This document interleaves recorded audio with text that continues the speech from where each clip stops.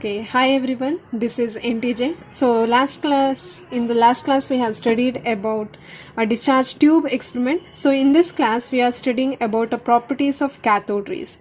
So the discharge tube experiment, we know that here it consists of mainly two electrodes. One is cathode, another one is anode. So let us start about the properties of these cathode rays. So what are the properties of cathode rays means a very first property. So what we are observing here, the cathode rays usually moves from the cathode and they move towards the anode. So they move from the negative part of the electrode towards the positive part of the electrode. So here also the cathode rays, it starts from the cathode and they move towards the anode. So that is a very first property of these cathode rays. So what you are telling, the second property means, so these rays, so what you are observing, they are rays which are moving from the cathode and they are moving towards the anode. So these rays are actually not visible, but their behavior can be observed with the help of any suitable material. So such materials are nothing but, so it may be a fluorescent material or it may be a phosphorescent material. So it may be fluorescent material or phosphorescent material. So in the last class I have said that, so fluorescent material, that is a zinc sulfide. So that material only helps a certain amount of radiations which can be detected easily.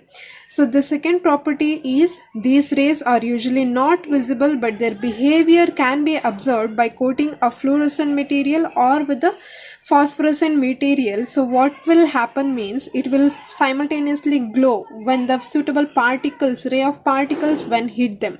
So we have coated this anode electrode with the help of a fluorescent material which is a zinc sulfide. So what we have observed is a cathode rays, when they hit that fluorescent material, they give a spark like radiation. So they give rise to an so glow, green color glow or a flash of light is observed. So that is the second property of these cathode rays. So coming to the third property, so in the absence of electrical field or magnetic field, so in the absence of this electrical field and magnetic field, so these rays actually they move in a straight line. So in the presence of electrical or magnetic field, so they move in a straight line, but in the absence, so in the presence of this electrical or magnetic field, they move in a certain directions. So these rays usually travel in a straight line. So that is a third property of this cathode rays. So next property what we are explaining is, so the characteristics of these cathode rays, it does not depends upon the material of the electrodes. So what we have placed here, a cathode, another one is an anode. So these characteristics of the cathode rays, it does not depends what kind of material of electrodes we are taking, and also so what is the nature of the gas which is present inside that. So we have said that a hydrogen gas is usually placed in this evacuated tube. So why we have used a hydrogen gas means it is the lightest gas and it gives a maximum charge. So that's why we have taken a hydrogen gas in this evacuated tube.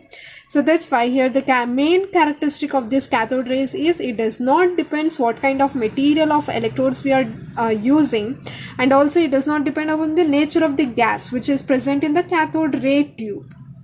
So hence, so all these are the properties of the cathode rays. So what we can conclude from this discharge tube experiment is the electrons are usually a basic constituents of all atoms. So electrons are the basic constituents of all the atoms. So that is what the conclusion here. Okay. So this is all about the properties of cathode rays. Hope you all have understood well. So we'll continue next class. Thank you all.